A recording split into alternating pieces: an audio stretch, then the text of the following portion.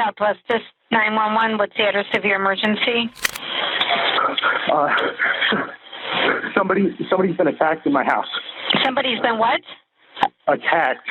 What's the address? Home. 17784 Blazing Star Drive. They attacked who? Who was attacked? Someone get my fires. Mel Pleskovic. Mel Pleskovic was attacked. He was attacked by whom? Do you know? She was. No, we just came home. She's on the kitchen floor. I took her son and my daughter outside. Her husband is inside with her now. So the husband attacked her? No. We just came home. You came home and found her injured on the floor? We found her in the kitchen. She's not moving. Well, let me reintroduce myself, though. I'm Detective Stoltz. Okay, so obviously we met at the home. I appreciate you coming here voluntarily and talking to me. You're free to leave at any point or stop the questioning at any point. You're not in any trouble. You're not under arrest. All right, here just to try to piece together what happened at the house. Okay. If we could speed it along a little bit, I would like to go see my family and everything. I understand that. I'm not trying to rush it or anything, but perfectly understandable. I'm going to do the best I can. Okay. Jeff, can you spell your last name for me one more time? SCULLIN. Do you think I can sit in that chair? I'm a little big. This one? Sure. Yeah. You can switch it out. I'm sorry. It's okay. Just push it back. I'm a little bigger. Just squishing my legs. Alright. Sorry. No problem. I'd like you just to tell me about your day. You start in the morning. From what I understand, tell me if I'm wrong. Living in the home after talking to Bruce is yourself, your fiance, Bruce's daughter, Anna. Okay. And you and Anna and your baby stay downstairs in the basement? That's our area, yeah. Okay. And how long have you lived there? I couldn't even begin to tell you. What do you... Like a month after her birthday. So like a year and a half maybe. A little bit less than a year and a half. I think that's rounding. I don't know the exact date when we moved in or whatever. That's fine. In the home, does everybody get along? Yeah, we had a little bit of a fight the other day. Who's we? Bruce drinks a lot. When he does, sometimes he gets a little, I don't know, dickish. And he kind of came after me a little bit because he was upset because I said I would help him with stuff around the house, and apparently I wasn't doing it to his schedule, I guess. Mm-hmm. And so, what do you mean he came at you? Oh, he didn't come at me like... Just verbally? Just verbally through text. Nothing. Okay. The next day, it was kind of like he sent a few text messages saying he was sorry and everything. It was kind of water under the bridge. Okay. So other than you guys living under the same roof, everybody kind of butts heads every once in a while, understandable. That's little stuff like, hey, pick this up. But not physical. Nobody's physical to anybody? No, okay. Never.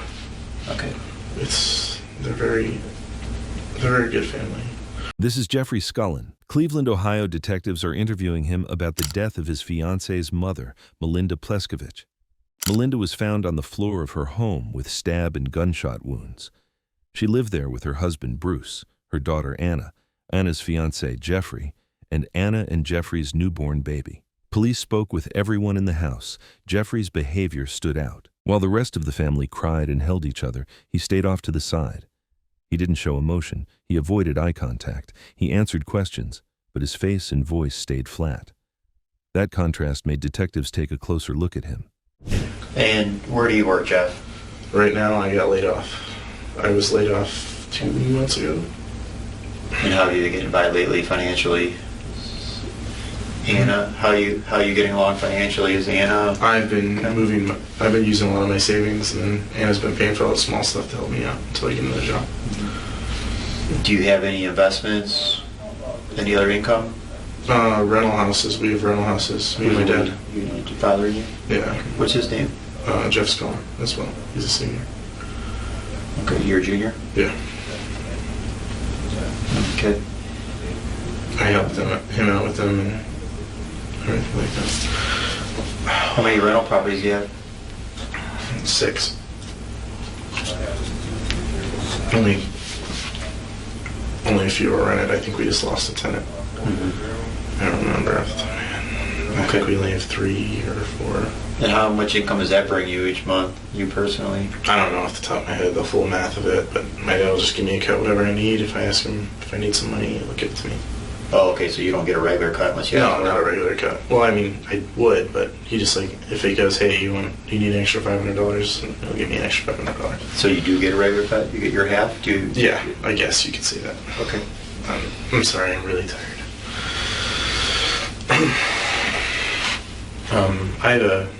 Can I ask 2 questions? You sure can. Was everything with my dad's car okay? I don't know. I've been here. Oh, been here. Well, and what would I be able to go get the dog sometime after this or tomorrow? Yeah, absolutely. Yeah, we want you to be able to take care of your dogs. They're still at the house, and I don't know how much longer they have, but I could get that question answered for you when we're done What do you here. mean, how much longer do they have? Well, they're going to be at the house for a little while. Oh, they're still the there. people? Yeah, the police department and BCI. So I can't go there until after they leave to get the dog, or? We'll see. I could always try to make an arrangement to get the dog. I mean, if I can't, can I just like have someone dump some food in his cage? Absolutely. Yeah. Yeah, absolutely. That's good enough for me. Yeah. I just don't even get his dinner. Yep, absolutely. Go ahead, I'm sorry. That's okay. I'd like you to start this morning, Monday morning, okay? And tell me what time you wake up and what's your routine. Right now I don't really have a routine unless I plan things out. So today I didn't have anything to do. But I do think there's something to note. Last night, my sister was over the weekend. Well, she left her book bag in my other car, which I left at my mother's house. Say it again. My sister, I'm sorry if I'm saying it wrong. No, I may have just thought about it. Saturday, my sister Anna and Megan and their friend went to Cedar Point for the bachelorette party. Like nice little thing. What's your sister's name? Ellie Scullin. Ellie? Yeah. Yeah. Okay, so tell me. But the reason I was talking your about sister's that, book bag is in the Sabre. It was in my car, my other car, and then she asked me to bring it, so I went there at like 11. I walked out the back door, and This was yesterday. Yes, it was last night. I don't know if Bruce mentioned it. We lost keys. We filed a replacement thing. He was cleaning all the cars, and we filed a report, not a replacement. I don't know what I'm talking about.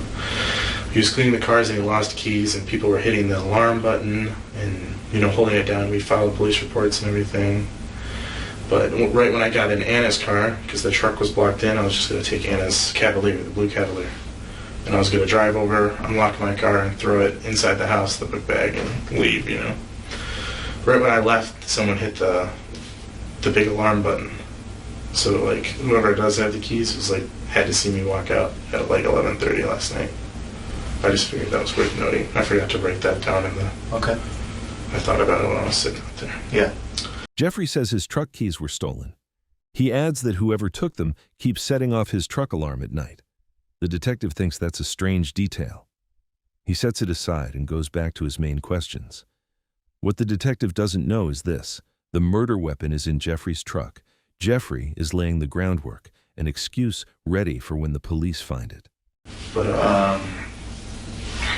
tell me about the morning. What time did you wake up? Probably 10:25, because Anna had to be at work at 10:40. So she woke me up to get up and watch the baby. And then... Anna woke you up? Yes. Okay. And then I got up, I was upstairs, made her breakfast. We were watching Barney. She had some cookies and stuff like that. Nothing too big. I got her to lay down for a nap. Figured I'd take a nap too. What is your baby's name? Aurora. Aurora. How do you spell it? A-U-O-R-A. A-U what? What? O-R-A. How old is Aurora? A year and 5 months, a year and 6 months, give or take. I'm sorry, I'm really bad with It's okay. that stuff. Okay.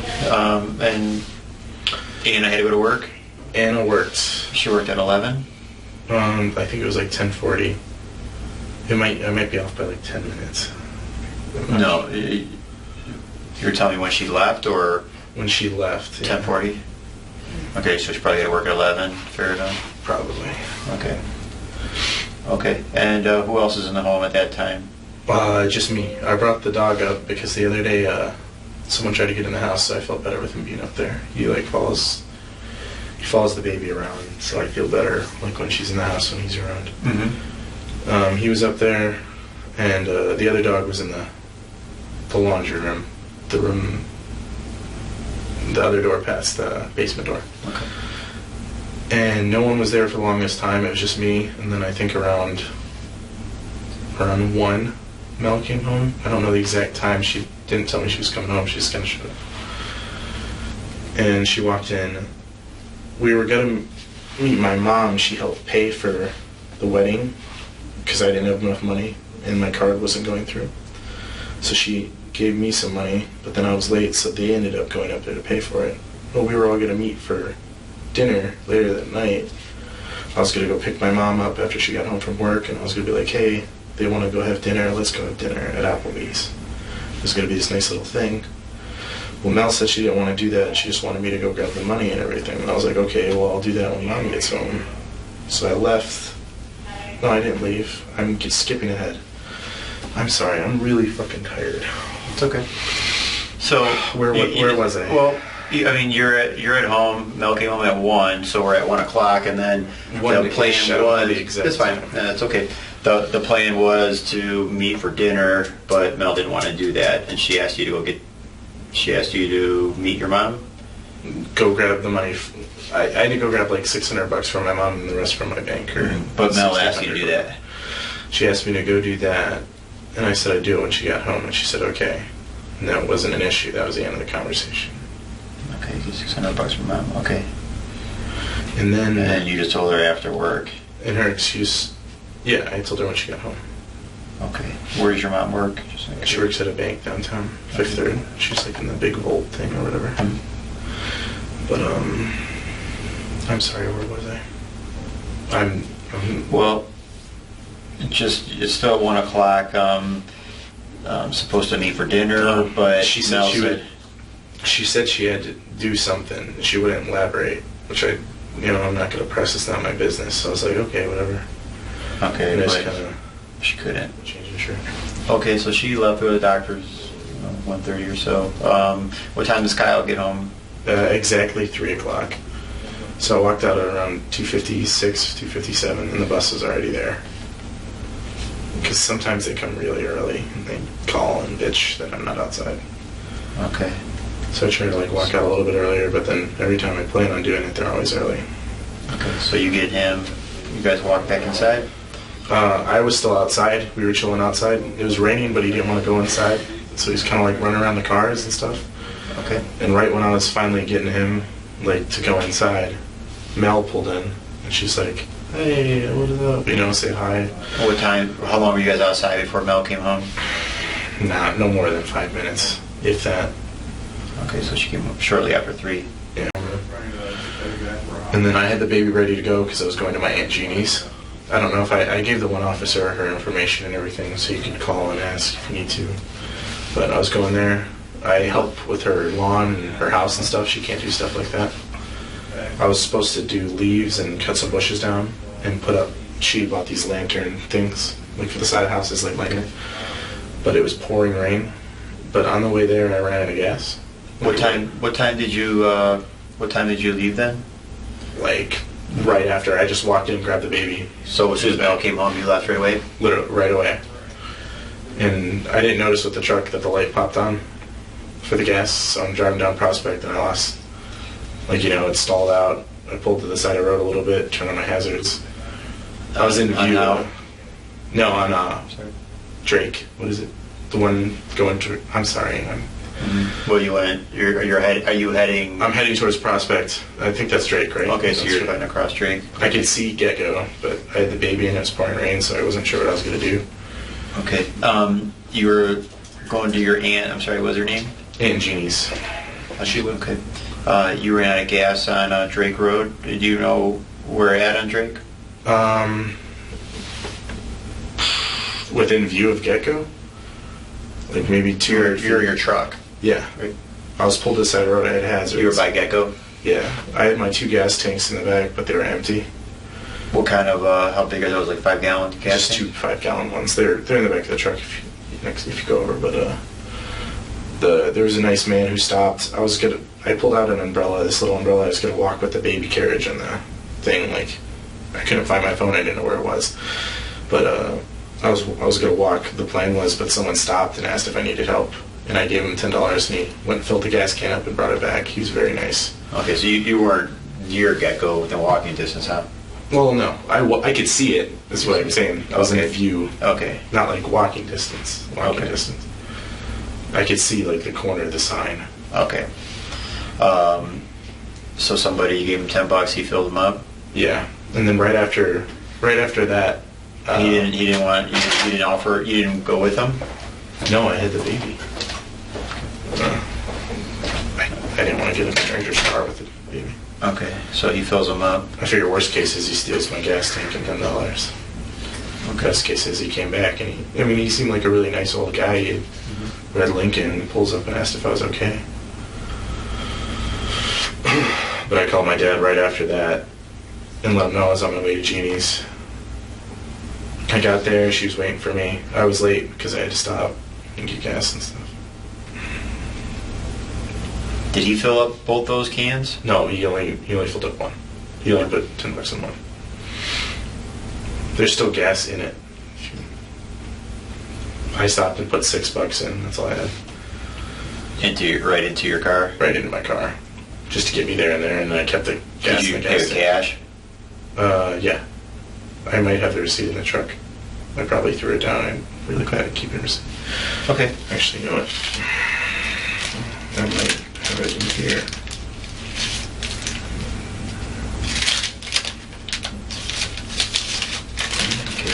Did you put that,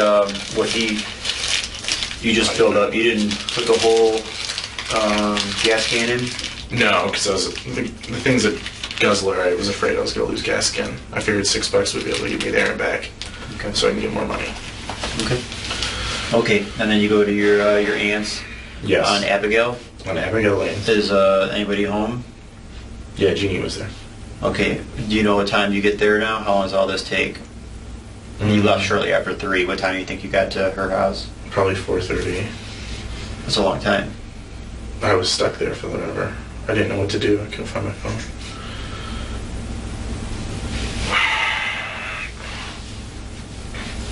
Jeffrey lays out his alibi. He packs it with details, times, places, little side notes, because he thinks more detail will make it sound true. But there's a problem. He says he couldn't find his phone, and that's why he sat stuck for over an hour. Then, he also says he called his father, on the same phone he couldn't find. That contradiction makes his story wobble. Detectives notice things like that.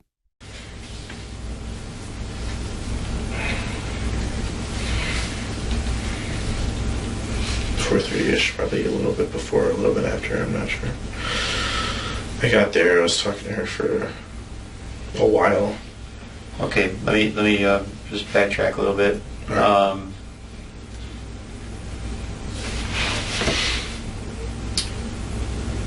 What do you mean you couldn't find your phone? I couldn't find it for the longest time. It fell. If you look at the truck, I don't know if you took a good look. The 2 seats, the way they come together, they go like this. Mm-hmm. And then in the center where the seatbelts are, there's a big hole. Mm-hmm. And when shit goes down there, you have to go in the back seat to get it. Mm-hmm. And so my phone slid down there and behind. So when I stopped and got the gas, I had to open the door, mm-hmm, reach back there and grab my phone. Okay. So you get to your aunt's 4:30, give or take. Mm-hmm. Okay. And what do you do there? It was raining, so I couldn't cut anything or do anything. So I kind of just talked to her. I cut up some... What were you supposed to cut? She wanted me to cut down some shrubs and stuff, and then I wanted to rake all the leaves for her because she's got all these big pine trees and everything behind her. She's got big pine trees and a couple of oak trees. Okay. And then I was supposed to also, she wanted me to put up like lighting lanterns or whatever on the side of her house. She wanted me to replace them. She bought 4 new ones to replace the 4 ones she had. Okay. All right. And then do you, how long do you stay there? I think about an hour, if not more. I can't tell you.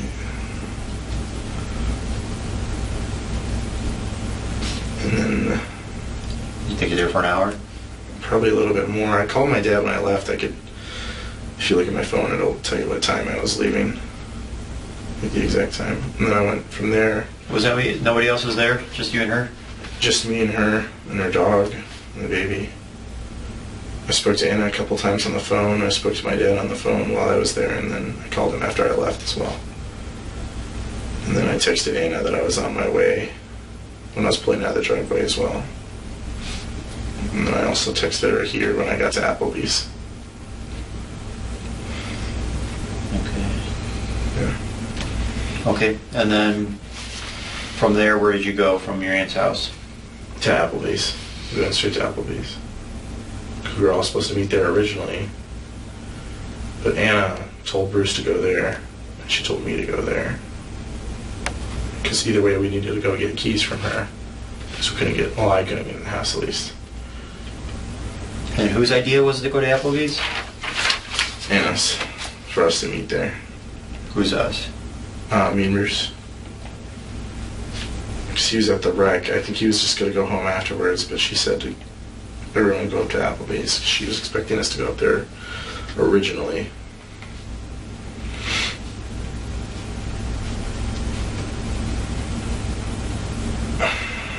And who told Bruce to go there? Anna. And how did she do that? Did she call him, text him? I don't know. She probably texted or called him. You'd have to ask her that, or ask him. Okay. Did you call Bruce at all, or did he call you? Yeah, we spoke a few times when I was trying to figure out where Mel was. Because I tried to get back in the house to change and take a shower, because I was kind of stinky.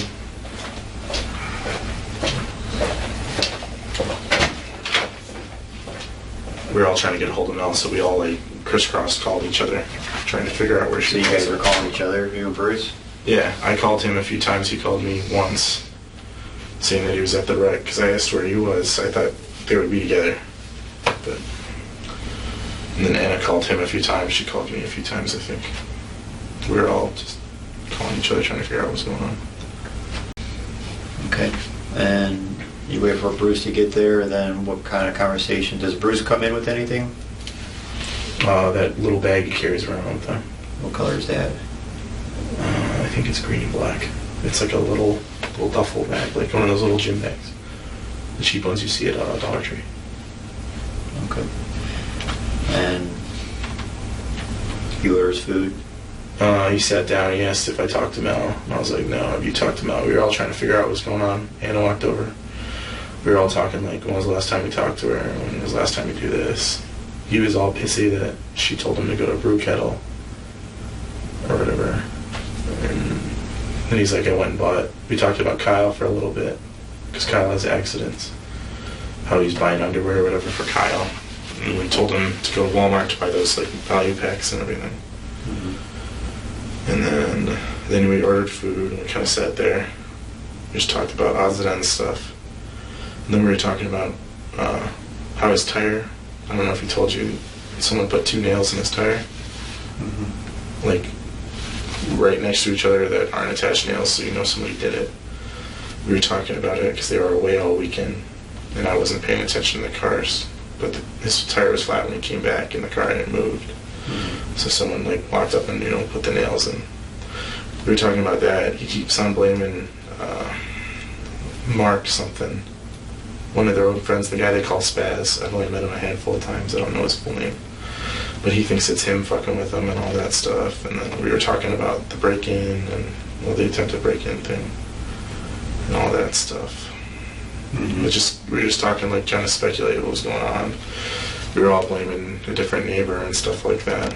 Like everyone thinks, I hate to say it, everyone thinks whatever. Like I think it's the girl next door, Laura, her son. I think it's him. Bruce thinks it's Spaz, and Anna thinks it's the other guy next door. Here's what really happened. After Melinda came home, Jeffrey attacked her with a military-grade knife. When she was down, he used a handgun to finish the attack.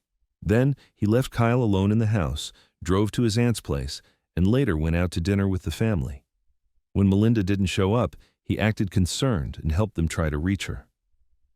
Jeffrey also talked a lot about burglaries at the house in the months before the murder. Police had come out several times and took reports, but those break-ins were fake. Jeffrey staged them. He stole from his own family, messed up the rooms to look like a crime scene, and then told everyone a stranger was doing it.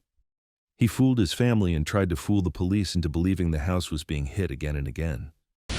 And how long were you guys at Applebee's? I don't know.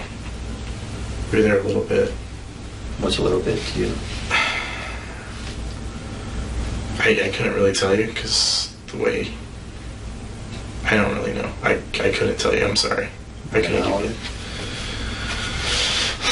you. Maybe, I don't think a full hour. Maybe. I was there for a while, actually. Okay. And do you guys leave Applebee's together? Yeah. We left. He walked out to the car with me. I had to walk out to the car with me. I poured some more gas in my car just because the light turned on again on the way back because I think it's a gas filter. Poured some gas in my car while I was talking to him. And then put the gas tank in. He drove off before me. I closed up the tank, took the nozzle out, put it all backwards, twisted it, put it in the car. Started the car, drove, came up behind him at the stoplight. Like I saw him turn when I was coming up to the stoplight. How did you guys exit Applebee's? I go through the mall. I think he went a different way because he wasn't in front of me or behind me. It was just me. When you go past Kohl's, right next to it, I went past Kohl's and to the right on the other entrance and just turned and hugged the mall all the way to the... I'm sorry, I'm back. Did you go out the exit by Buca de Beppo? No, the one after that. The one that's just where you go right. You can get a right turn and you can skip the light basically. Or you can just turn red. Turn it right on red. I think that's faster in my head. I don't know.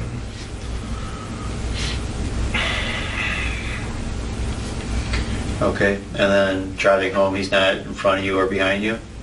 Oh no, he was in front of me, but I didn't notice it until we turned right on Golden Star.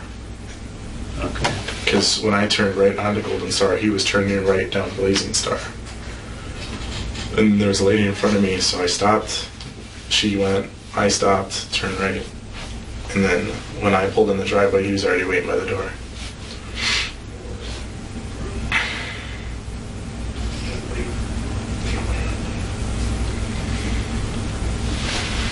Okay, and then what happened at the front door? We tried the keys. We talked for a minute he's like, that's her car, she's here. He's like, oh, she's being dumb or whatever. He said like a few other things. He's getting pissed because he thought she blew him off or whatever. Then we tried the one key, it didn't work. We tried the other key, it didn't work. And we're like, well, what the hell are we going to do now?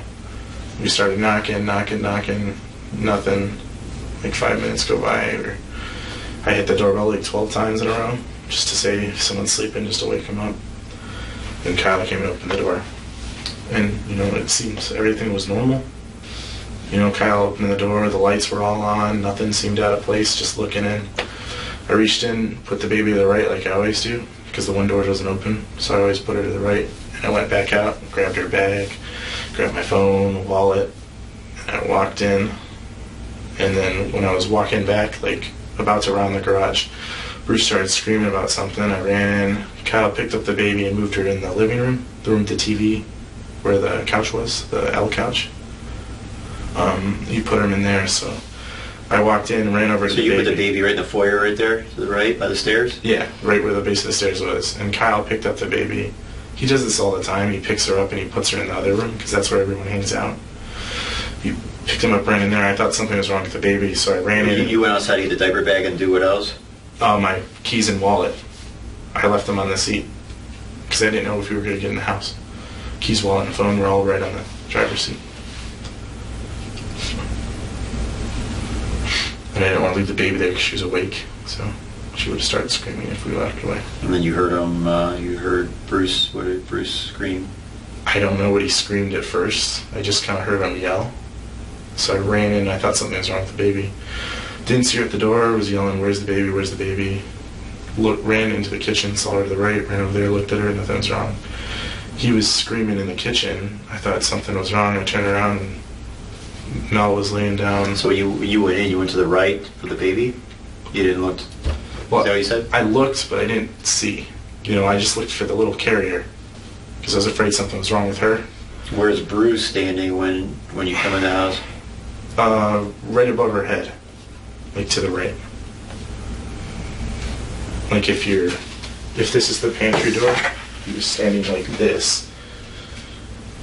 I didn't even realize she was there at first.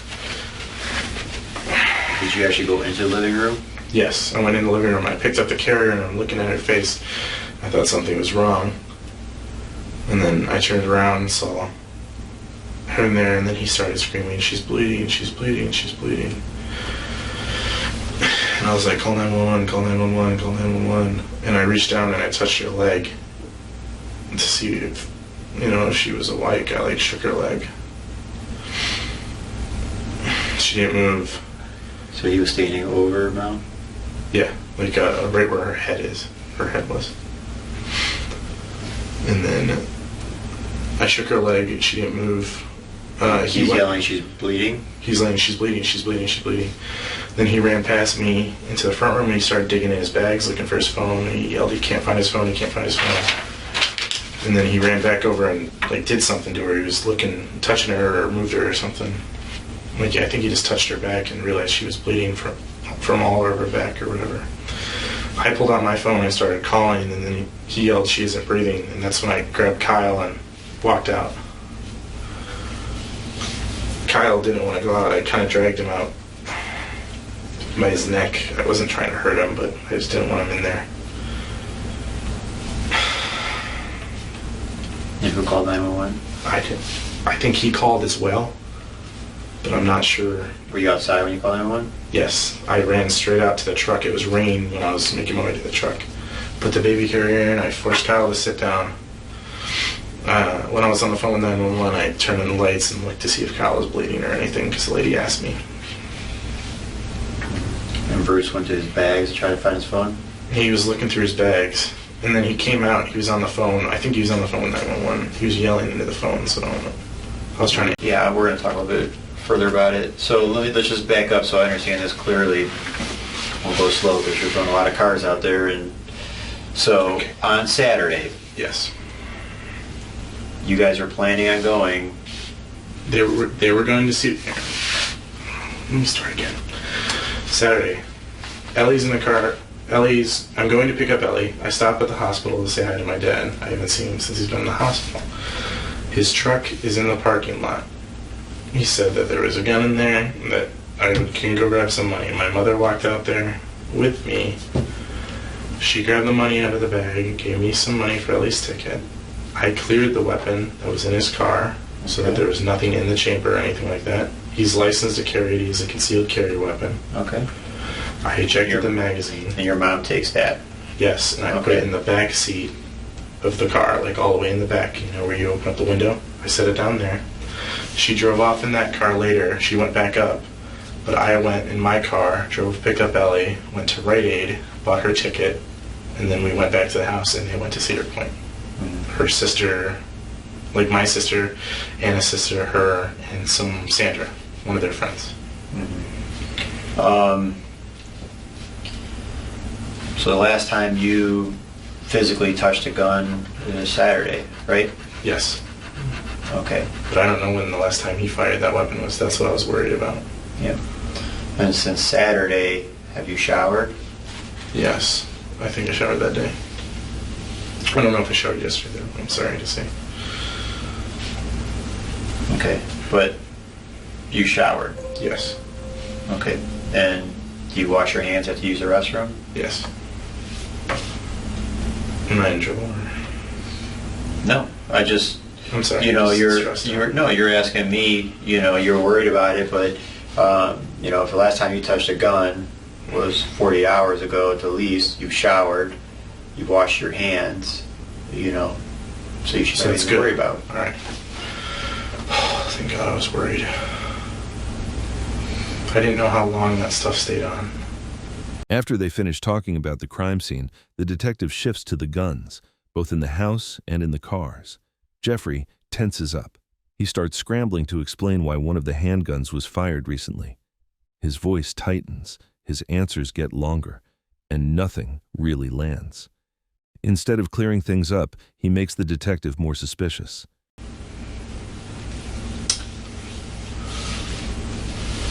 But was she shot? You said that when I saw her, it looked like she was... I'm sorry. She was shot and stabbed. Shot and stabbed?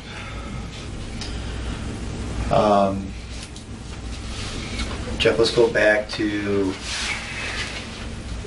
when your car breaks down. It's just an awfully long time to be on Drake Road for an hour and a half. And so when you say... Was I there for an hour? I wasn't there for an hour and a half. I was there less than that. But I was just... You know how when you pull the side of the road a little bit and there's the ditch? I was just outside the ditch. I had my hazard lights on. It was when the pouring rain started. I was just... I could see the corner of the gas station. At the top part of the gas station. But you're there for an hour. You said you were there for an hour and a half. Not too bad, I guess. So, really long time, and then you tell me you can't find your phone. I didn't have my phone. I didn't know where it was. So you couldn't find it. I know, but I'm saying I didn't physically have it. Okay, but you could get it. You just got to go to the back, you said, and grab it. Yeah, but I didn't know if I left it at the house or what. I was looking, and then when I finally, when the nice man got me some gas, and I got to the gas station, I sat down, looked in the car, looked everywhere, opened the back door, reached back, looked through all that. How long were you sitting there before that guy came and helped you? Maybe 20 minutes, 20, 30 minutes. 20, 30 minutes? Yeah. And nowhere in that 20, 30 minutes did you want to go see if you left your phone at the house or go to check the car? I didn't have gas. No, what I'm asking though is, I said it wrong. In that 20 to 30 minutes, you didn't want to check your car to see if you left the phone at the house? I looked around, but I didn't want to hop out on Drake and open up both doors with cars. But even describing those seats, knowing that it drops down there and where it ends up, would be pretty... I mean, I looked around, I didn't see it. The way...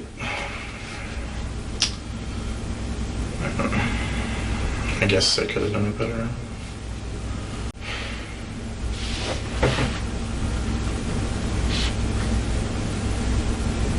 I was just looking around for the phone. I just didn't see it. Especially now that you have help, and then you look for your phone. Just seems like an awfully long time to be sitting there on Drake Road. There's a big gap in time.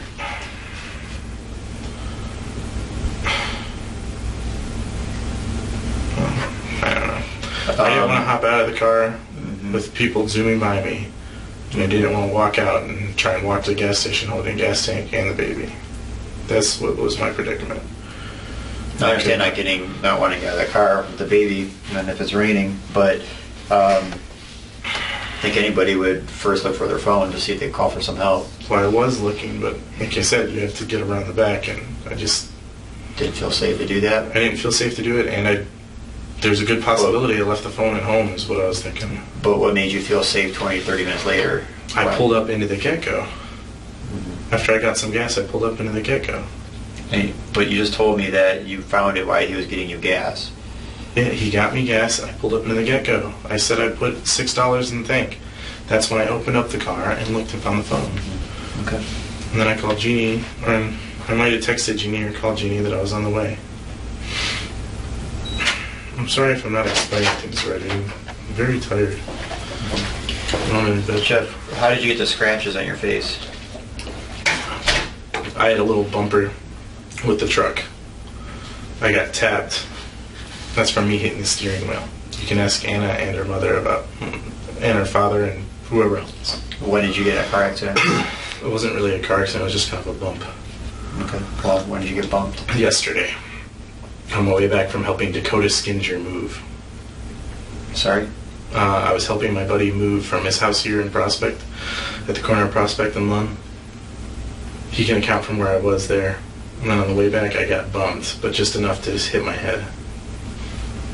And I've had the scratches since yesterday. You can ask Anna or Bruce about it. Okay. Would you hit your head on the steering wheel? Mm-hmm. It was just enough of a bump. Was there a police report?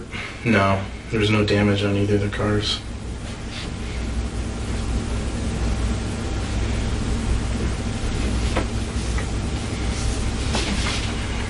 It's just the seam of the wheel sticks out, and that's what cut me. This side, I don't know what that is. This is what hit me. Yeah, what is on this side? So you hit a steering wheel, it's round, so these are going down. The scratch marks? I don't think so. It was there last night. It's just from something else. It could be from the Selvin unit. But this all was there last night. You can ask Anna, Bruce, all of them. And if you need to, I guess you could test my face. I don't know if that's an actual thing.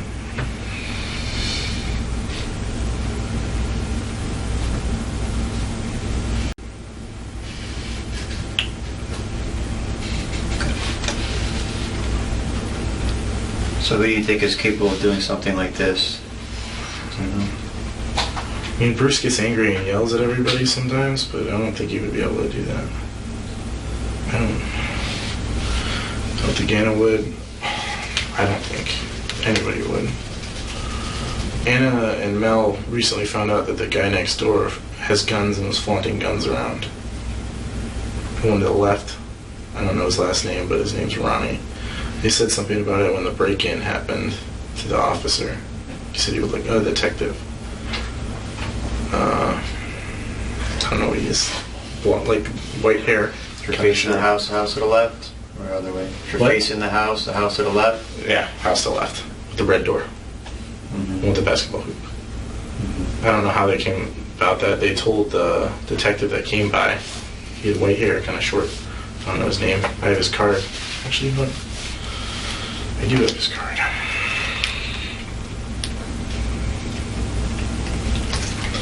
They told... Not this guy, that's the officer.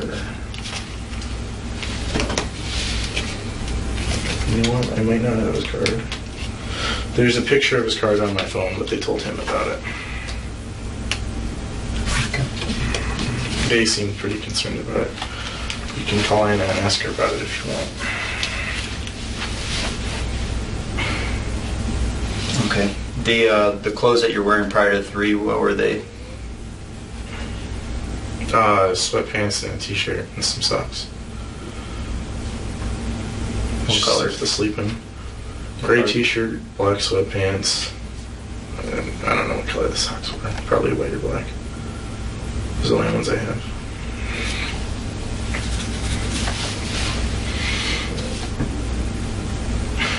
And why did you change? Because I was sleeping in those clothes and I didn't want to go out in them. And plus, whenever I sleep in clothes, I kind of sleep in them like 2 or 3 days in a row. Because, you just sleep in them. I don't want to get them dirty by working.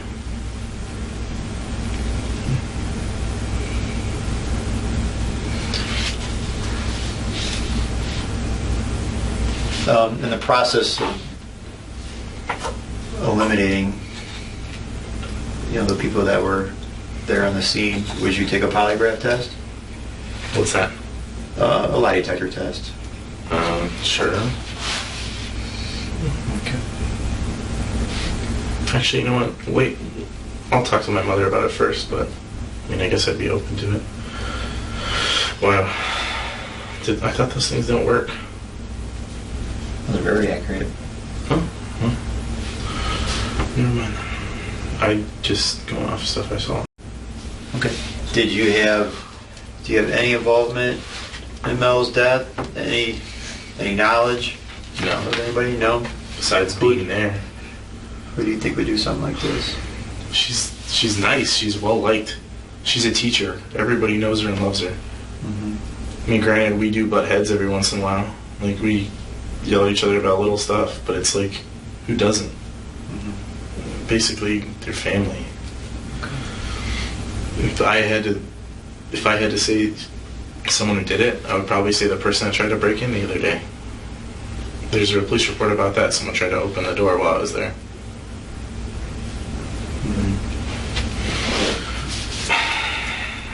What do you want, like, I don't know. What? Bruce gets all mad sometimes, like when he drinks, but he wasn't drinking or anything today, I don't think. But that's the only thing I can think of. Like, she's told us a few times if he comes home, like when he's drinking, just to leave or call the cops and stuff. But she hasn't done that in a long time, so I think he's kind of changed a little bit.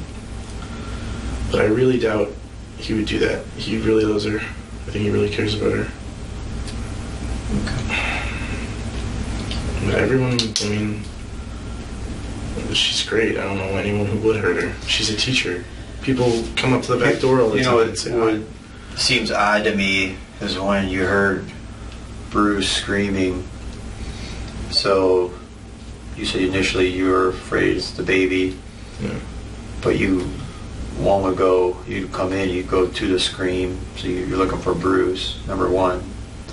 And then I was more concerned with the baby because Kyle's... Well, you're assuming that you're wondering if it's the baby, and you're gonna...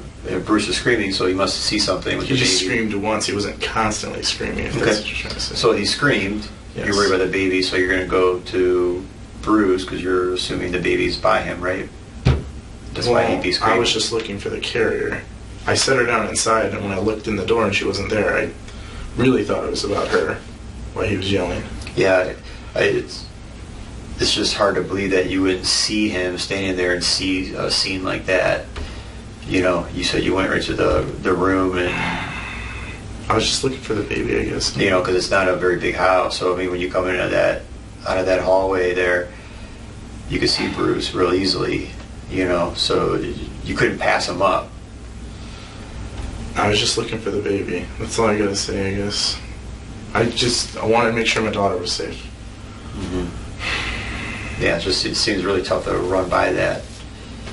I'm not trying to ignore her, if that's what you're trying to say. You know, he screamed once, so what did he scream? Like, what was he saying? I was outside, I don't know, it was loud and it was scary.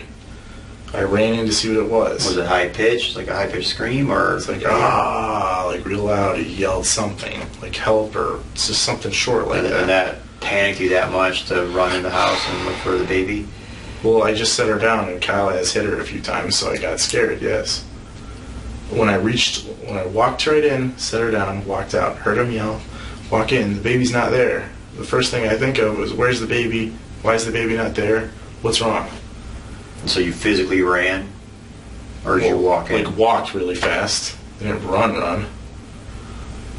If that's what you're thinking. And didn't see Bruce?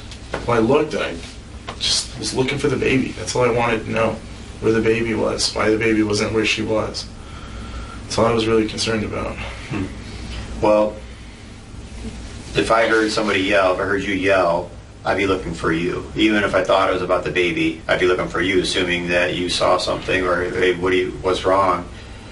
So it's just really odd to me that you don't even see Bruce and he's the one that yelled and he wasn't screaming like you said, like he just screamed, he just yelled once, like you know, so that's not really that scary. So you go in, you don't run in, so it's not like you ran in and flew by him. You fast-paced walk and then you just don't even see him. You just dismiss him, go to the right. You see him, but you don't see the rest? I was just looking for the baby, I guess. I don't know. Right, but you see him, but you don't see everything else, and you went to the right? So how do you see him and not look down? I just wasn't paying attention. I don't know.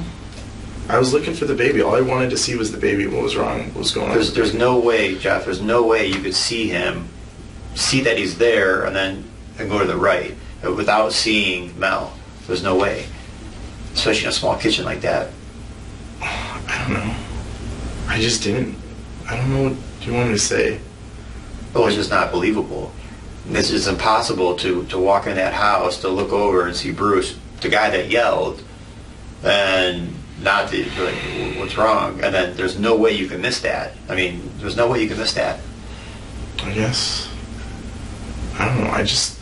All I wanted was the baby. I just wanted her to figure out what was wrong. Reaching in, setting her down, and walking out, and then coming back after you hear someone yell and she's not there.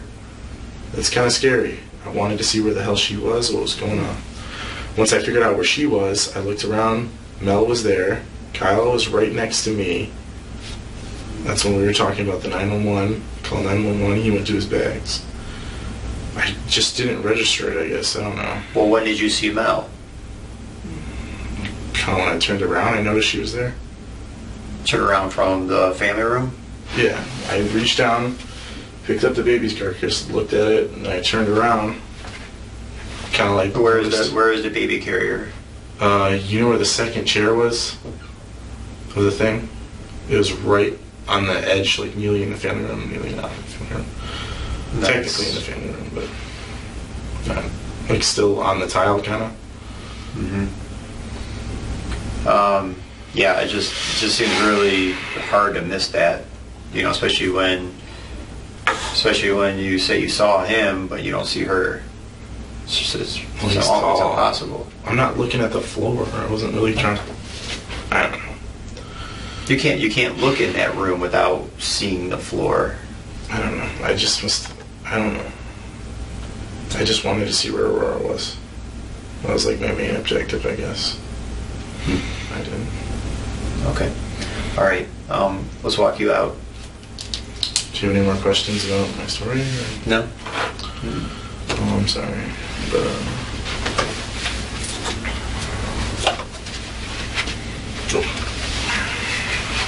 Detectives asked Jeffrey to name anyone who might have done it. He couldn't give a name. They then offered him a lie detector test. He refused. That made him look even more suspicious. For the moment, police let him go while they kept working the case. Later, they called him back for a second interview. Home. Okay. Let me just go over a couple of things with you. Okay. Do you know that there's cameras in the back facing your house? no. There is. Where? On the playground, Deerfield. Okay. And it literally hits your house, and if you're in the backyard, to the house to the right of you. All right. You didn't know that? No. Okay. So what you're telling me isn't true. Okay, you went out there, you put Joey on a leash for a little bit. Moose never went outside. You never stayed out on the deck with them. Well, I'm not trying to lie. I'm just saying that's what I normally do. Okay. So with that in mind, this camera, the Thursday before this happened, someone tried to get into the house. Yes. Well, that camera captures the back of your house. Nobody came to your house. Well, then someone was... Sir, I'm telling you what I saw. But I'm telling you what was captured on surveillance camera. Our officers are there. They dust your door. That's all on camera. Nobody. You said he came to the door, you got to the door, and Moose tried to get him, tried to get out, got wedged in the door. None of that happened.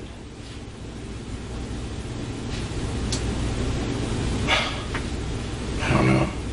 Someone tried to open that door, sir.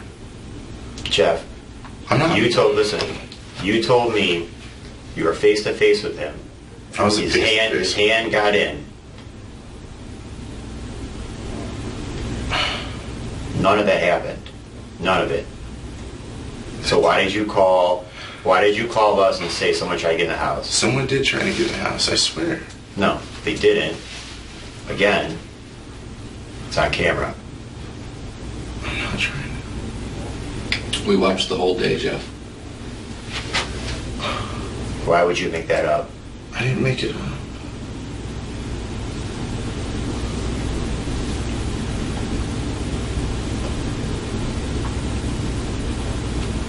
I don't know. So that's a great thing about surveillance cameras. It's there, it's live. Our guys are there. You called us. We're there. Nobody comes to your back. Nobody comes to your sliding glass door. None of that happened. And furthermore, did you know I talked to your Aunt Jeannie? Yeah. Did she tell you what we spoke about? No. She didn't? We were there last night. Okay, did she tell you my conversation with her? No. Did you tell your Aunt Jeannie that Moose bit the guy and there was blood everywhere? I did do that because my mother and father don't like the dog. I was trying to say that. Well, they probably don't like the dog because it's in a park pit and they're probably worried about it's going to bite somebody. Yeah. Well, that doesn't help your dog. Doesn't help your case.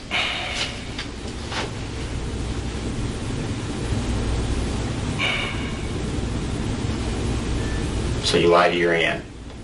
I did. I said that to my parents too. You can ask them. Okay. So that didn't happen? What didn't happen? Someone tried to get your house? I thought the door moved and everything though. Jeff, you said you saw a hand. Let's get this part straight. You saw him run away. That's what I saw. Mm-hmm. So your aunt didn't share our conversation. So let me tell you a little bit more about it. You didn't get to your aunt's until 6 o'clock. 6 o'clock, not 4:30.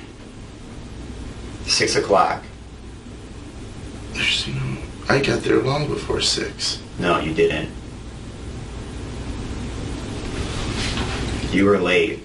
You texted your aunt, just if this jogs your memory, you texted your aunt at 5 o'clock that you haven't even left yet. So you couldn't have left at 3 o'clock like you're telling me. Or shortly after 3. Because you were getting Aurora ready. Okay? That's what I texted her something that was on me. That's the beauty of technology and phones and surveillance cameras, because it doesn't lie. So I don't expect you to remember everything to the minute, but the phones, the camera, I don't need to ask. It tells me exactly timestamp.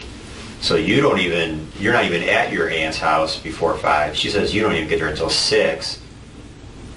And then by the time you left, you don't even have time to go back home and back to Applebee's. But that's what I did, sir. Mm-hmm. What's wrong? Did you ask what was wrong? No. I'm saying... Because I could answer that. No. I'm sorry, go ahead. Okay. I'm sorry, what?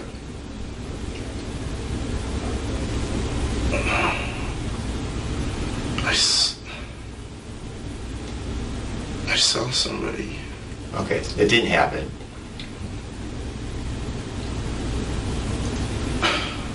Jeff, do you know where I'm going with this? I do, but I would never. Where am I going with this? You're probably gonna say that I did it, right? Jeff, you're telling me something happened that didn't happen. You don't have to sit there and try to jog your memory because it didn't happen.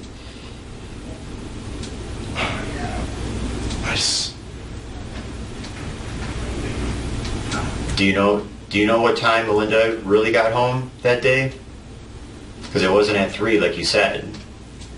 It's whenever she got home. I don't know. Well, let me just tell you this.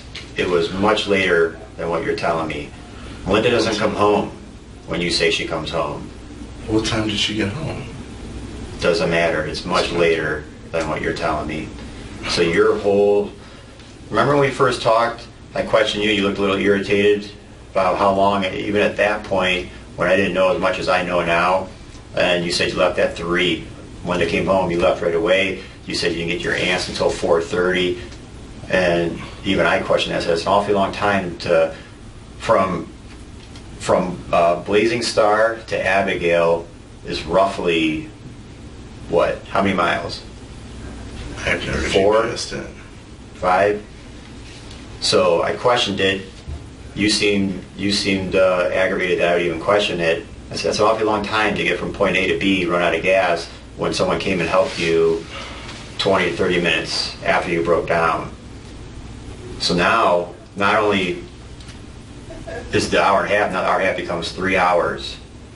3 hours from when you told me you left, and then by the time you get to your aunt's. So what happens in that time frame? I left when she came home. I don't know if I'm... When she walked in the door, I walked out.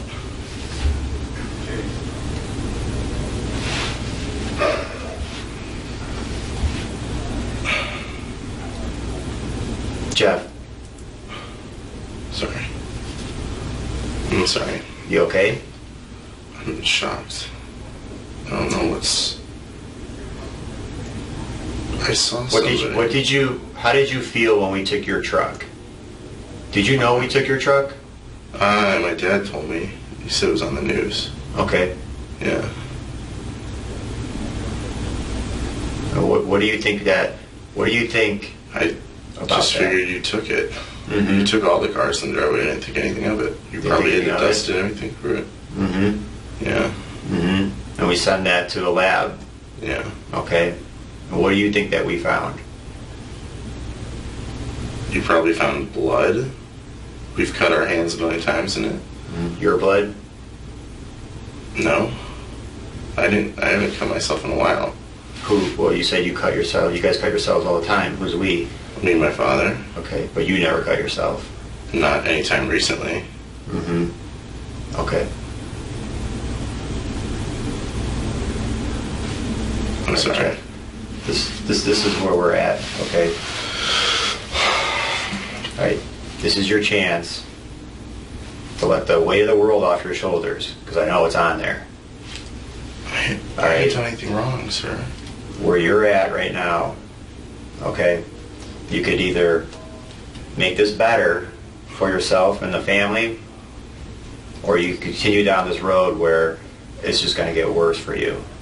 Am I being charged with something? Yes. I didn't do So, anything. let me tell you this. Let me just tell you this, okay? All right, listen to me. Yes. Okay, you're under arrest. Hear me out. You're under arrest, okay, for the murder of Melinda Pleskovic. Okay? So, why don't you stand up, face away from me. I didn't do anything, Do you have sir. anything on you that shouldn't be on you? No. No. No, I don't.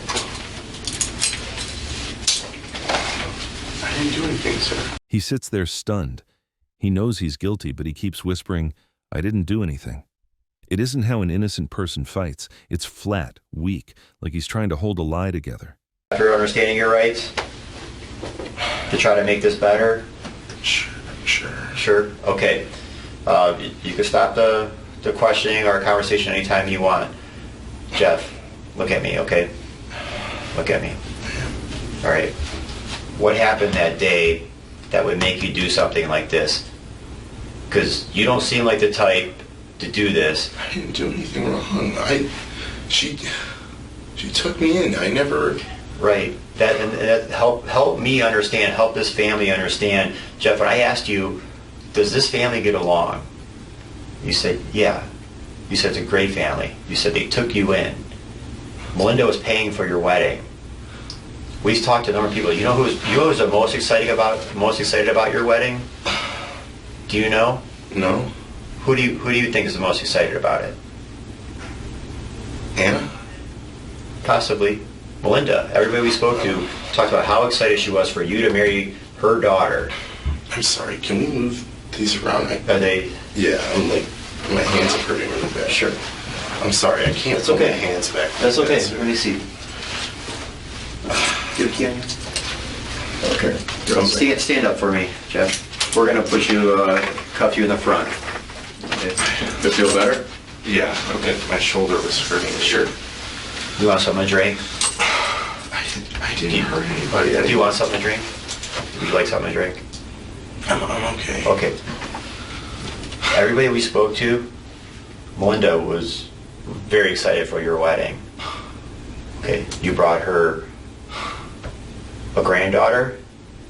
So what happened that day that would lead you to do this? Because you don't seem like the type to do it. I didn't do anything. I didn't do anything. Jeff, Listen, you can make this better or worse. Sir, I didn't do anything. Okay, you must have a ton of pressure on you.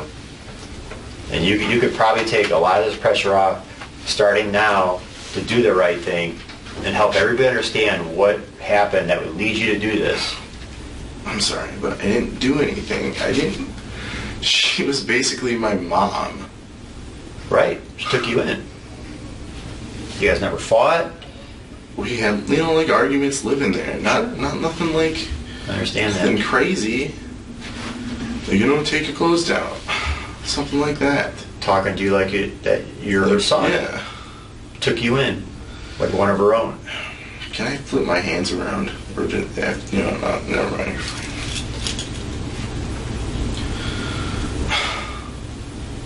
I didn't hurt anybody. But you did, and I want to understand why.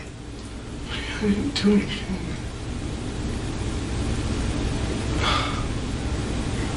I didn't hurt anybody.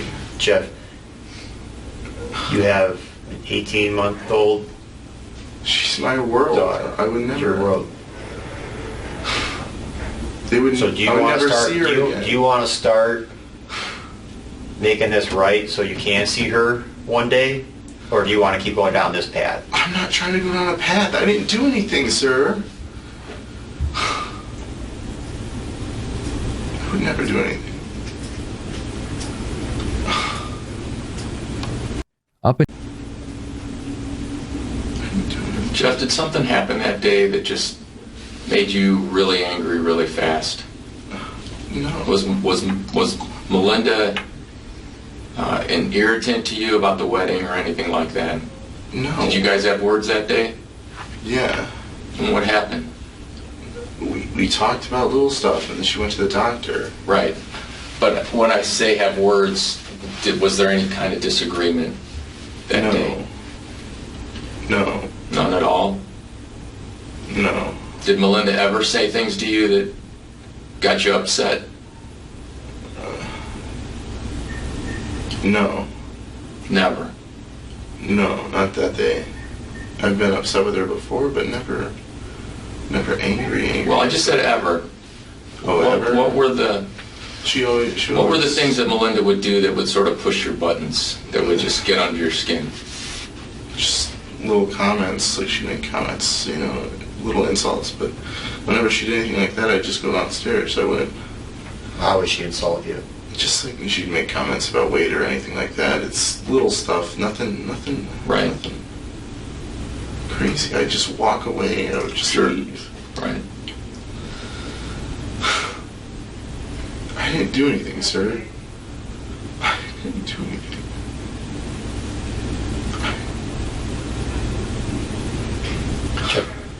Jeff, okay, we have the murder weapon. What? What's the murder weapon? We have the knife. It has your DNA on it, and it has her blood on it. So how is that possible? I don't know. Jeff, listen to me. We've investigated this for many, many hours now, and we've come across a lot of untruths that you've told us. Lots of lies, okay? Things that you've told us that just don't pan out. While we're sitting in this room right now is the time to stop that, okay? It's time to stop with not being truthful. And listen, you're going to look back on this as this is your opportunity to talk to us, okay?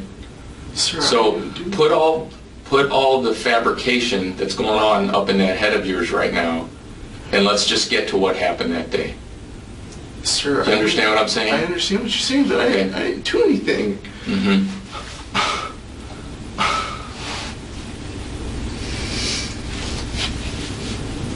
I didn't do anything. What happened that day, Jeff?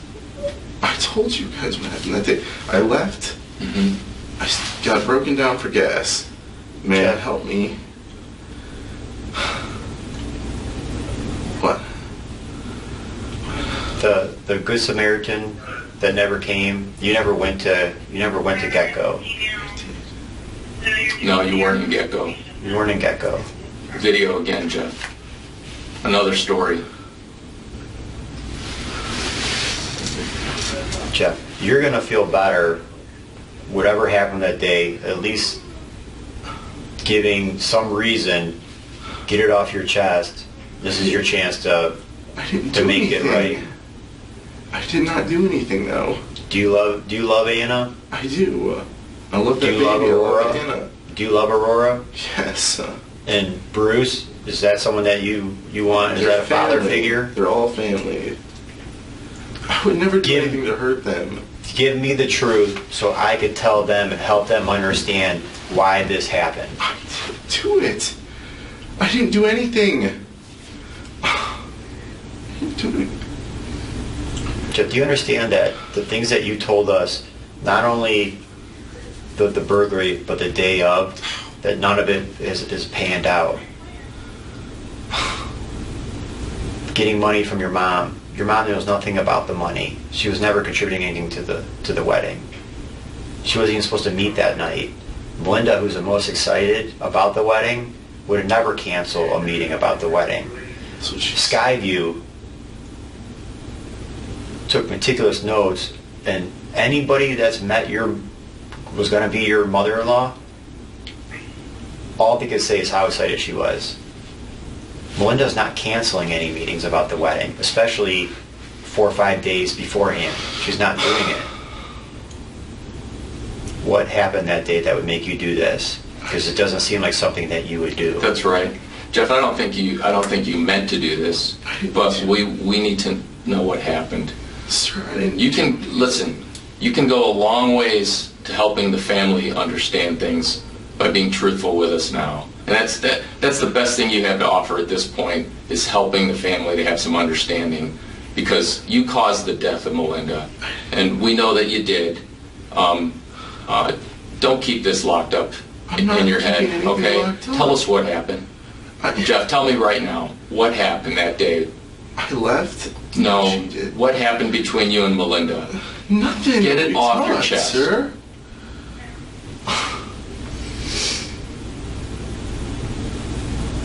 I didn't do anything. Mm-hmm. I didn't do anything. Yeah. Jeff, Melinda's death was caused by somebody that knew her. It was caused by someone in her circle, and it was you. I didn't hurt anybody. I didn't do anything. Jeffrey keeps claiming he's innocent. But notice what he doesn't say. He avoids Melinda's name and never talks about how she was killed. Instead, he repeats lines like, "I didn't do anything," and "I wouldn't hurt anyone." That vagueness creates distance. By not naming Melinda or the details, he pushes the crime away from himself. It's a common trick. Staying general makes the lie feel easier to tell. Detectives pay attention to that. Okay. Jeff, all I can tell you is you're being charged with Melinda's death, and as this case progresses, people are going to look and see if you are cooperative. People are going to look and see how you behave since you've been charged. You know what they're going to look at, Jeff? It's one thing to make a mistake and something spirals out of control, but you know what people are going to look at the most and remember is they want to know why, and did the person show remorse? I never hurt her. I would never. And we don't have the why. Nobody's going to understand, and you certainly haven't shown any remorse. So let me go back to Aurora. And then when the day of reckoning comes, and if it goes to that, and it comes to a day of sentencing, the judge is going to ask me, did he show any remorse? I'm going to say none. She's going to ask me, why would he do this? I don't know.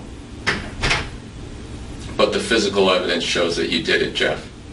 And you can't escape that. Not to mention all of the untruths and all the lies that we already uncovered as part of this. I didn't do anything.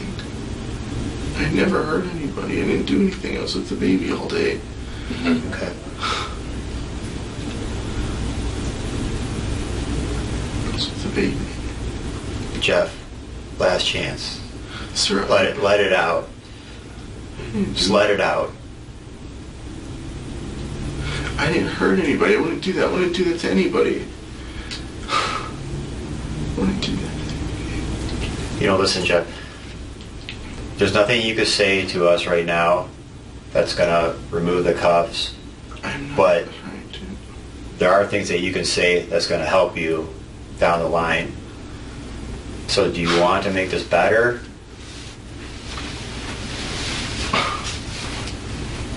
Or are you going to continue this path of just not being honest? Just be honest. I didn't hurt anybody. You'll feel a lot better when you're honest. Everybody will feel a lot better I when you're am being honest. honest. I didn't hurt anybody. I didn't do that. Where's the gun? What? Where's the gun? I don't have a gun. Where is it? I don't have a gun. The only guns I had were the ones downstairs that you took. Yeah. Well, again, that's another story. Didn't add up after talking to your parents. Jeff, we didn't arrest you the night of. No. You came in here a couple of days later. That was not even, neither one of those were an interrogation. It was just to figure out who you are, what happened over there. I want to know what happened. So all week long, everything that you told me hasn't panned out. I didn't do anything. I didn't hurt anybody. I didn't do anything.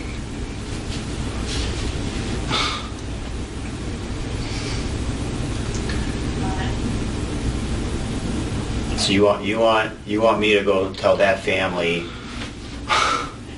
and you're going to let me go out there and not be able to give them any understanding? Sir, So they could sit there at night and wonder why this would happen to their mother, the same person that took you into their home as one of their own? And that's what you're going to leave me with? I'm not trying to do anything. I didn't do anything. I didn't do anything. I didn't do anything. I didn't do that to Anna. I didn't do that to Aurora. I didn't do it. I would do this to my baby. You would never intend to. You wouldn't want to. Unfortunately, Jeff, things happen. Okay? And if you want, the worst thing you can do is not let anybody understand what happened. Okay? Listen, Anna and Bruce could have some peace with this, but only you can provide that. Okay? A terrible, terrible thing has happened. Do you understand? Do you understand that? Yeah. Melinda is gone, and she's not ever coming home again. She's never going to get to handle Kyle again. Okay? You caused that. You understand? You caused that. And now you're going to sit here and continue with this behavior line. And you can't let that happen, Jeff. I didn't do anything. This is your opportunity to do something good for a change. Let's switch this up. Stop lying to the police and ruining a family. Maybe you can take a step in the right direction. Okay? This is your chance to do something good. Now tell us what happened. What did Melinda do? What caused this? I didn't do anything. Jeff, I didn't do anything. right now, I don't want to hear those words come out of your mouth again. What happened that day? Come on. I'm serious about this. You can do good here. You can help Bruce and you can help Anna. Understand. Your mom, your dad, help everybody understand. Jeff, get it off your chest. There's nothing to get off my chest.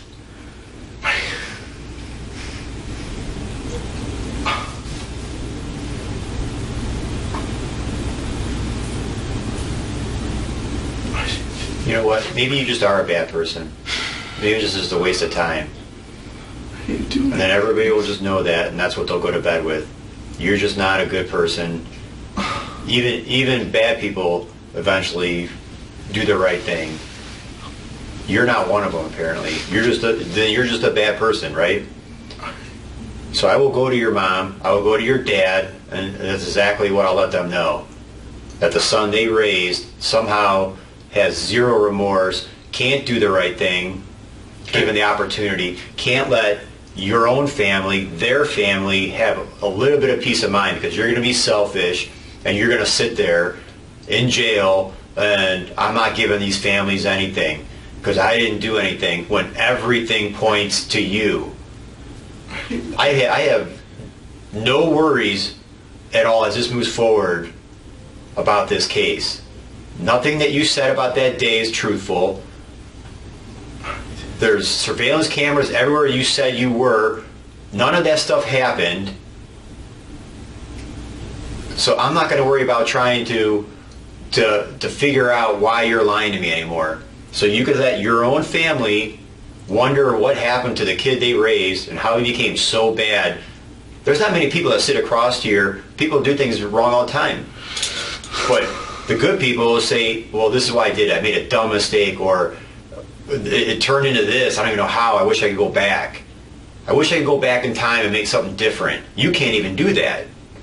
You sit there dumbfounded and keep just going back to bottling it up and being selfish and not giving these families any peace of mind.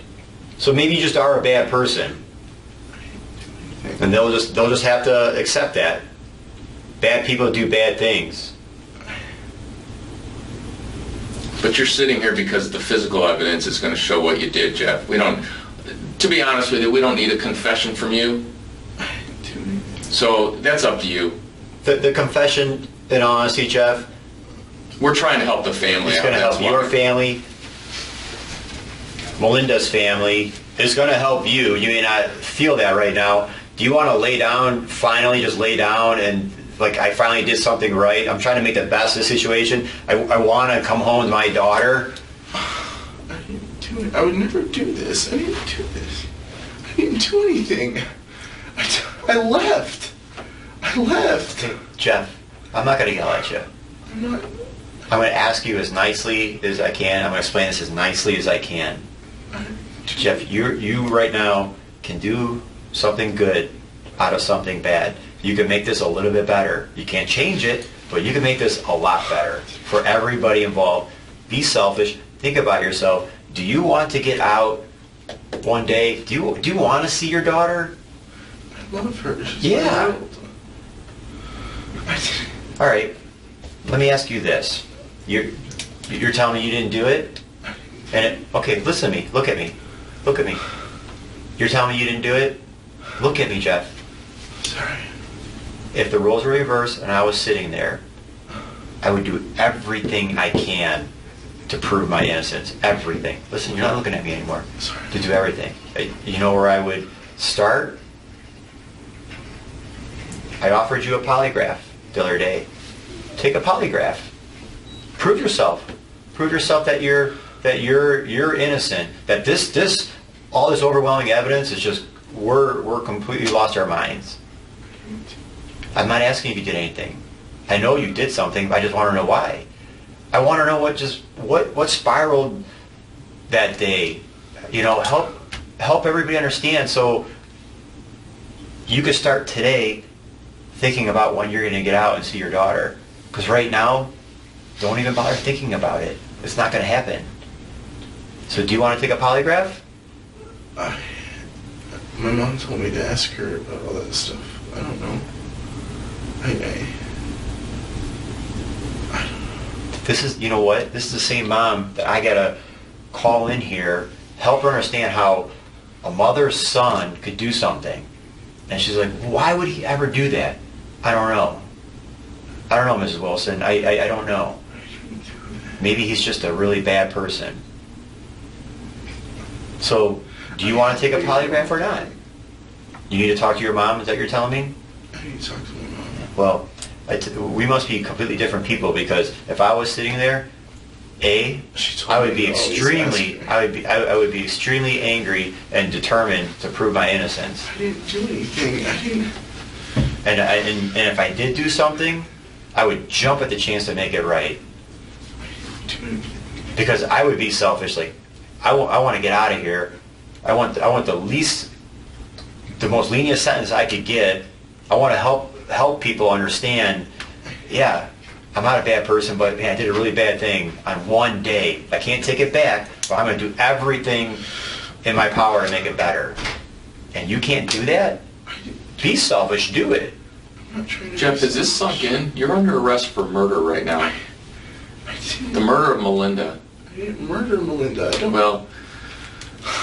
Okay, Jeff. Well, we don't want to take up any more of your time. We have a responsibility to talk to the family, your family. All right. So you could embarrass yourself, and you'll have the opportunity to make a phone call at some point. You could embarrass yourself and try to fool mom and everybody else. I'm trying to fool anybody. You know, it's pretty pathetic. Jeff, when you're we're going to take you back to a jail cell in a little bit, and here's something I want you to think about, because here's something I found out about you. I think your whole mature life, you lie about everything. That's what I'm finding out, and I want you to sit back there and think that maybe it's time to stop that, because look where first of all, look where you are. Okay, and you're 20 years old now. Okay, it's time to stop with the lying. That's not how you go through life. Okay. You know what the one advantage you have for you? Like Sergeant Urbana said, you're 20. You're not 70 when you're doing this and have no chance. You're 20. You could be an adult. You could have a life beyond this with your daughter, but you're not going to get that doing what you're doing right now. I didn't do anything. Okay. I left. I left the house. I didn't come back. Jeff, you weren't even remorseful that night. You haven't been remorseful since the time that I met you that night to now. And I have a really hard time accepting that. I have a hard time for us to have to talk to your family and not at least be able to say, man, he did something wrong, but man, he wishes he could do anything. If you could do anything, he'd take it back.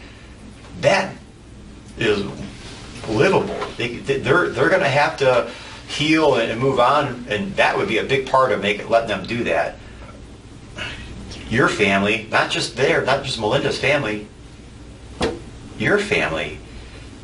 So you're going to make them sit there and lay in bed at night and wonder, like, how in the hell did this happen? Why would he do that? Well, we don't know. Because Jeff's going to stick to his stomach, stick to his story, and, you know.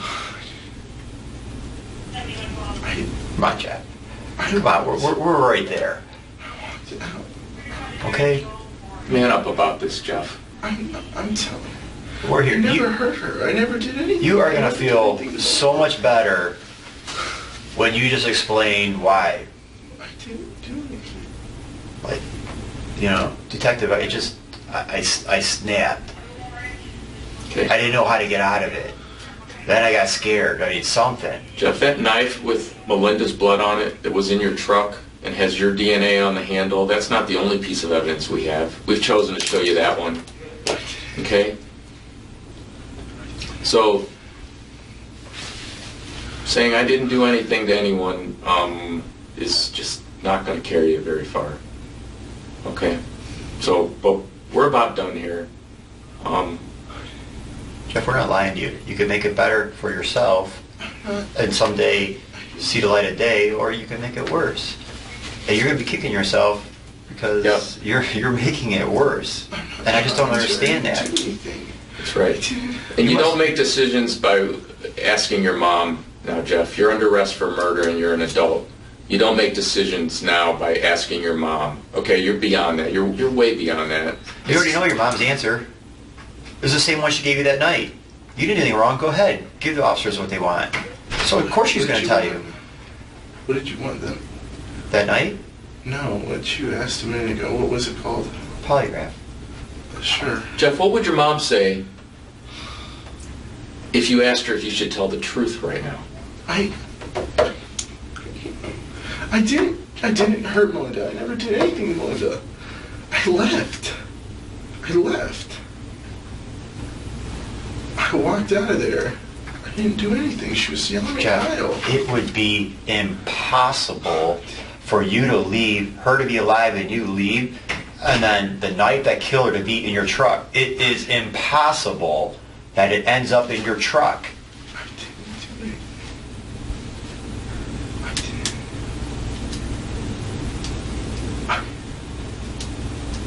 Okay. All right, Jeff. Well, you know, I'm sorry it ended this way. I was hoping for better. I was hoping to bring a little bit of closure I didn't do that. for Melinda and her family and your family, and I'm going to go out there with nothing. I didn't hurt her. I never did anything to her. Okay. All right, Jeff. Stand up. Stand up. We're going to walk you back to... Backed into a corner, Jeffrey finally agrees to a lie detector test. He takes it and fails badly. That only deepens the detective's suspicions and gives them even more pressure to push his story apart. Okay, so she's in your room. She finds the gun that ultimately was used that was used in the shooting. She found the knife. She found the knife because it was with the gun. She found a paternity test. Mm-hmm. Okay, but the paternity test shows that you're the father. Yeah. Okay. Well, obviously, and you are the father? Mm-hmm. Okay, good. So something happened where she must have left, ran, maybe she must have threatened you, she must have did something because she was ultimately, injured in the back, okay? So Back. What? Well, did you shoot her from the front or from the back? I don't know. Well, I know she was found. How was she found? Face down or face up? I don't know. Wait, right, but you were there. I mean, you found her, right? With Bruce, right? Just you two, right? Yes. Okay. Yes. Okay. Was she face down, meaning her face towards the floor, or was it looking up? Down. Okay. So my understanding are the wounds were in the back. Maybe they came from the front. I'm not. That's up to you. That's what I want to find out from you. But it sounds like she finds the gun. She gets upset. She finds the knife's there. She's concerned about this paternity test, and this creates a lot of anger in you, as you said. It makes me mad, and maybe you grabbed the gun and then it went off. Is that what happened? Is that when you grabbed the gun and it went off? Yes. Okay. Well, okay. And how many times do you remember shooting it? I don't remember. Okay. I grabbed the gun. It went off.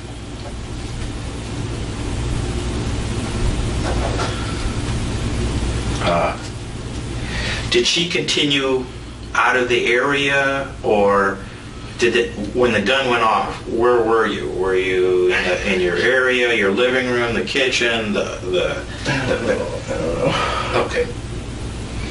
I grabbed the gun, it went off. You know what? We're still not addressing the same issue of why. What made you so mad? What is so embarrassing to you? What is so bothersome that when you grabbed a gun and it went off, it's because you were so mad? What was that reason that caused you to be so mad?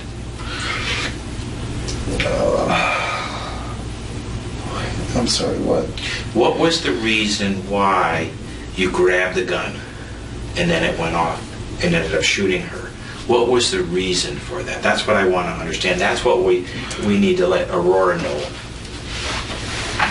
And she picked it up and kind of didn't necessarily point it at me, but pointed it near me. Oh my God. It wasn't at me. So she was threatening you. You took it as a... screaming at me. Okay. I don't know. She screamed, so she picked up... Right now, I'm so... My head hurts so bad. Okay. So she's screaming at you. She picks up the gun, points it in your direction.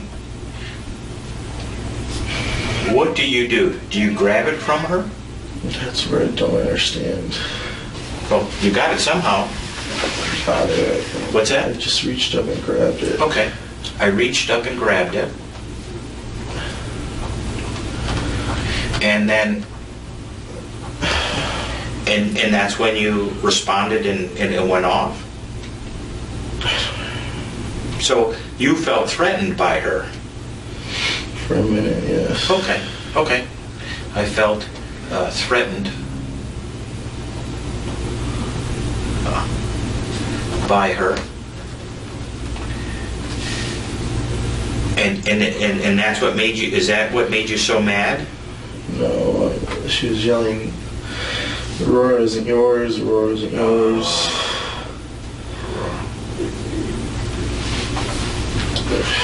Just a million things. Okay. So she's down there, she finds the paper, she sees the gun, she picks it up, points it at you. She pointed it like at my feet. Okay, she points the gun at your feet and she's yelling at you, Aurora isn't yours, Aurora isn't yours. Is it? Did I understand that right? Yes. Okay. And that's when you grabbed the gun and it went off?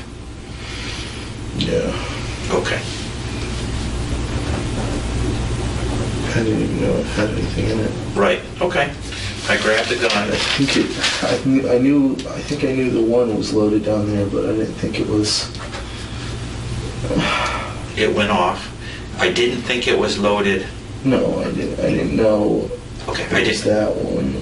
Okay, I didn't know that one was loaded. Okay, let me write that down. That one. And which gun was that?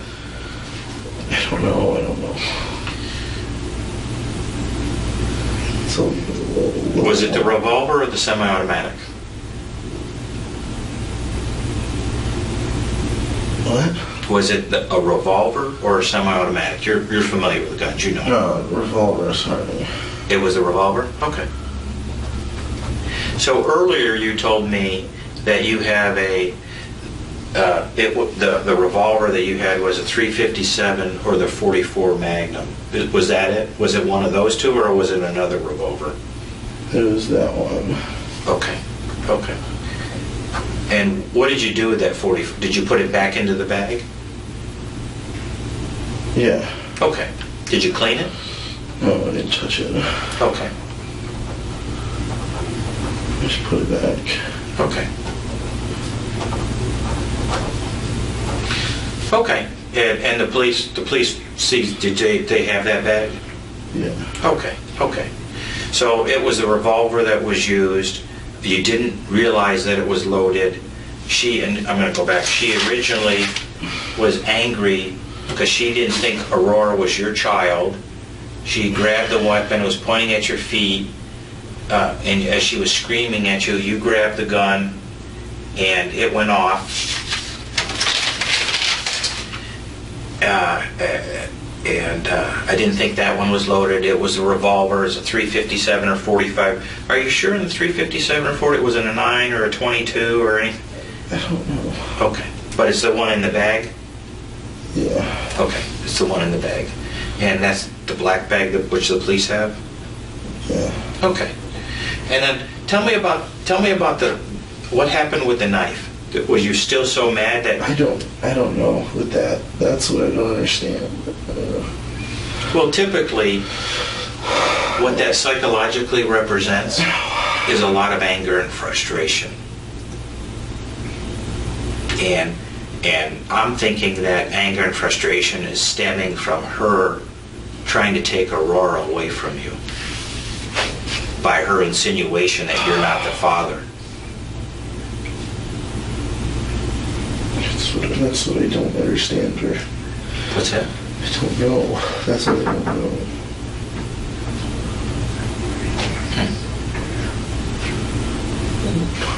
Okay. Well, I'll tell you what. Sorry, I'm not trying to... No, you're doing a fantastic job. Do you see how your memory is coming back? And it is. It's confusing, though. Right. So, well, I understand. And now I understand why the anger is coming, because basically your daughter, somebody's trying to rip your daughter away from you. And that's not right. That can make a lot of people very angry. A lot of people that want to defend their child and defend their own life. Is everything that you've told me so far the truth? Yes. Okay. Would you pass another test if I tested you on that? We're not going to... Jeffrey went to trial. A jury found him guilty. He was sentenced to life in prison with his first chance at parole after 33 years. Prosecutors said he was a cold manipulator. The family let him move in, and he started stealing from them. To hide it, he staged fake break-ins and called the police to make it look like they were all victims. After he killed Melinda, he went to dinner with the family and pretended to help look for her when she didn't show up. He even served as a pallbearer at her funeral. Melinda's husband, Bruce, later said that when they go out to eat, little Kyle sits quietly, staring out the window, waiting for his mother to come.